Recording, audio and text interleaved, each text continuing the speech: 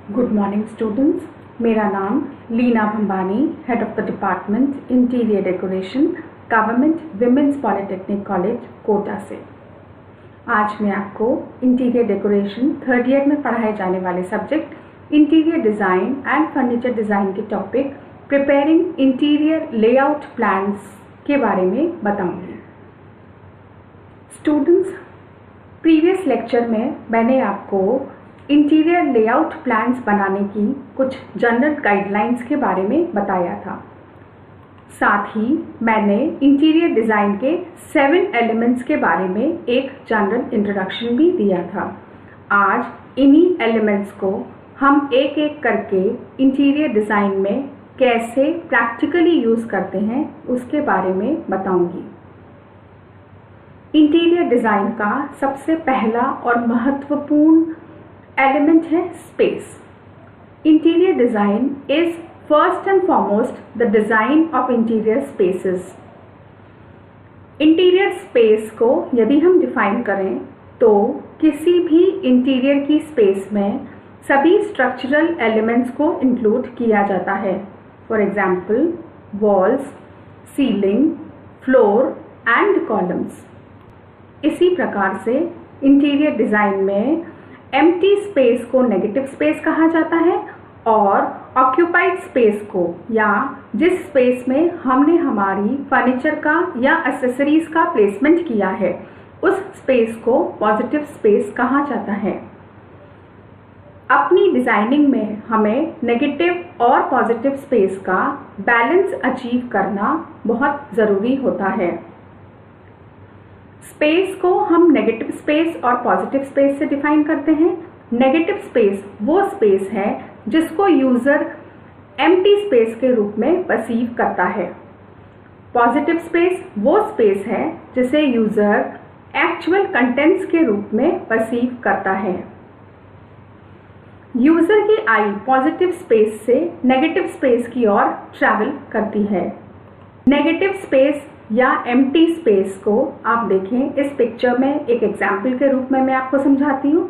For example ये एक bedroom का पिक्चर है जिसमें डेस्क एक पॉजिटिव स्पेस का काम कर रहा है और डेस्क के नीचे का एरिया एक नेगेटिव स्पेस का।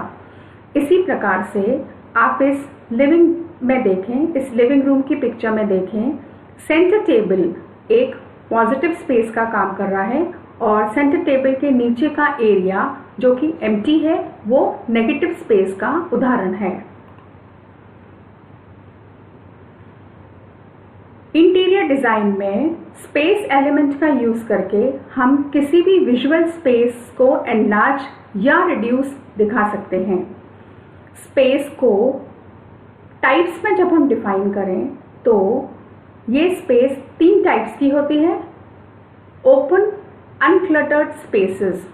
ओपन अनक्लटर्ड स्पेसेस से आशय है कि हमारे पास एक लार्ज स्पेस है और उस लार्ज स्पेस में हमने कम फर्नीचर को प्लेस या अरेंज किया हुआ हो। फॉर एग्जाम्पल एक होटल का लॉबी जिसका स्क्वायर फीट एरिया तो बहुत अधिक है, लेकिन उसमें प्लेस किया गया फर्नीचर या फंक्शनल यूटिलिटी को देखते हुए जब हम उसमें फर्नीचर अरेंजमेंट करते हैं तो वो ओपन स्पेस हमें ज़्यादा विजिबल होता है। इसी प्रकार से स्पेस का अगला टाइप है क्रैम्प्ड या बिजी स्पेसेस। क्रैम्प्ड या बिजी स्पेसेस का सबसे बड़ा एग्जाम्पल है एक रेस्टोरेंट। इसी प्रकार से स्पेस का तीसरा टाइप है unused versus good use of space. अपने लेआउट में, अपने अरेंजमेंट के माध्यम से हम स्पेस का कितना अच्छा अरेंजमेंट करते हैं, इस पर ये टाइप निर्भर करता है। एक उपलब्ध स्थान को हम किस तरह से अच्छा प्रयोग करते हैं और कितना अनुपयोगी स्थान उसमें बचता है, इससे स्पेस का ये टाइप डिफाइन होता है। हमारे लेआउट में अनयूज्ड और गुड यूज ऑफ स्पेस का भी एक बैलेंस होना आवश्यक है। नेगेटिव स्पेस का इंटीरियर डिज़ाइन में सबसे अच्छा एग्जाम्पल है हमारे वॉल्स। किसी भी एनक्लोज्ड स्पेस में हमें मिनिमम 4 वॉल्स तो मिलती ही हैं। इन चारों दीवारों पर यदि हम कोई ट्रीटमेंट ना करें तो ये इंटीरियर स्पेस का सबसे बड़ा नेगेटिव स्पेस बन जाता है। इस एग्जाम्पल में आप देखें कि किस प्रकार से वॉल की नेगेटिव स्पेस को रिड्यूस करने के लिए हमने शेल्फ्स को ब्यूटीफुली अरेंज करके नेगेटिव और पॉजिटिव स्पेस में एक बैलेंस को क्रिएट किया है। इंटीरियर डिजाइन में दूसरा महत्वपूर्ण एलिमेंट है लाइंस। कोई भी डिजाइन, फॉर्म या शेप बिना लाइंस के कॉम्बिनेशन के नहीं बन सकता। कोई भी डिजाइन लाइंस का एक सीक्वेंस होती है। इंटीरियर डिजाइन में प्रयुक्त की जाने वाली लाइंस 3 टाइप्स की होती हैं: vertical, horizontal and dynamic. Lines are the basis of all objects and forms. Examples of objects and forms used in interiors are furniture, decor elements, pillows, vases, plants and lamps, etc. Space के structural elements में lines ज़्यादा evident होती हैं। For example, columns में हमें vertical lines देखने को मिलती हैं, बीम्स में हमें हॉरिजॉन्टल लाइंस देखने को मिलती हैं और स्टेयर्स हमें डायनेमिक लाइंस का एग्जाम्पल देता है। इसी प्रकार से डोर्स एंड विंडोज में भी हमें वर्टिकल एंड हॉरिजॉन्टल लाइंस दिखाई देती हैं। वर्टिकल लाइंस के यूज से हम सेंस ऑफ हाइट को इंट्रोड्यूस कर सकते हैं। फॉर एग्जाम्पल, आप इस पिक्चर में देखें, यदि मैंने अपने सीलिंग को एक हाइलाइटर की तरह यूज़ कर रखा हो तो वॉल्स पे भी वर्टिकल लाइंस को इंट्रोड्यूस करके मैं आई मूवमेंट को सीलिंग की तरफ ले जा सकती हूँ। वॉल्स में वर्टिकल लाइंस प्रोवाइड करके सीलिंग तक डायरेक्ट फोकस बनाया जा सकता है। किसी भी वर्चुअल स्पेस को हम एनलार्ज या रिड्यूस लाइन एलिमेंट को यूज़ कर भी कर सकते हैं। फॉर एग्जाम्पल, यदि हमारी दीवार को हमें लेंथ में ज़्यादा शो करना हो या उस वॉल को एनलार्ज्ड लेंथ में या ज़्यादा लंबा दिखाना हो तो हम हॉरिजॉन्टल लाइंस का प्रयोग करेंगे। हॉरिजॉन्टल लाइंस वर्टिकल लाइंस के इफेक्ट को ब्रेक करने का भी कार्य करती हैं।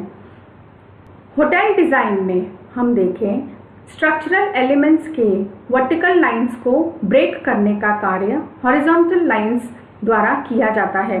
हॉरिजॉन्टल लाइंस के रूप में टेबल्स, सोफास और कुछ अन्य फर्नीचर की लाइंस को यूज़ किया जा सकता है।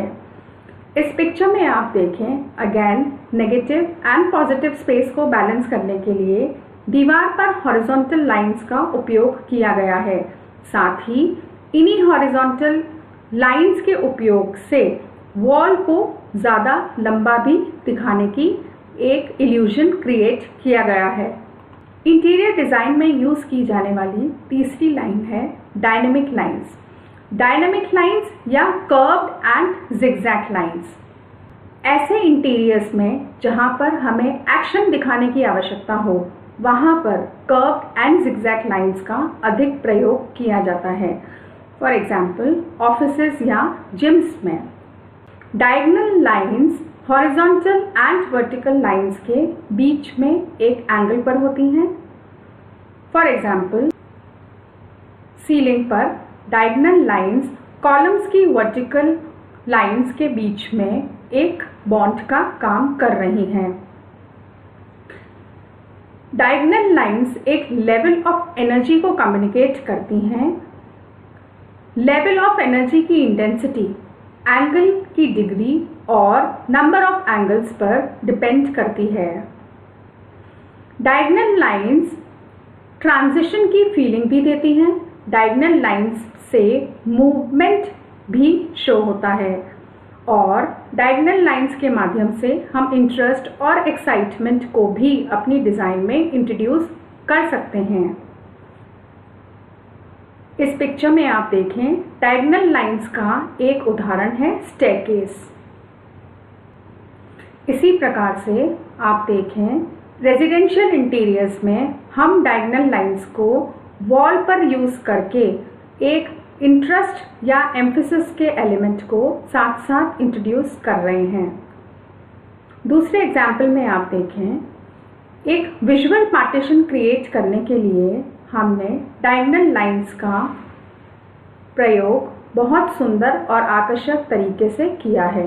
तो स्टूडेंट्स, इसी प्रकार से आज हमने एलिमेंट्स ऑफ इंटीरियर डिज़ाइन के दो एलिमेंट्स स्पेस और लाइंस को अपने डिज़ाइन में इंट्रोड्यूस करने के प्रैक्टिकल कुछ एग्जाम्पल्स देखे। नेक्स्ट लेक्चर में हम बाकी के एलिमेंट्स को डिस्कस करेंगे। Thank you.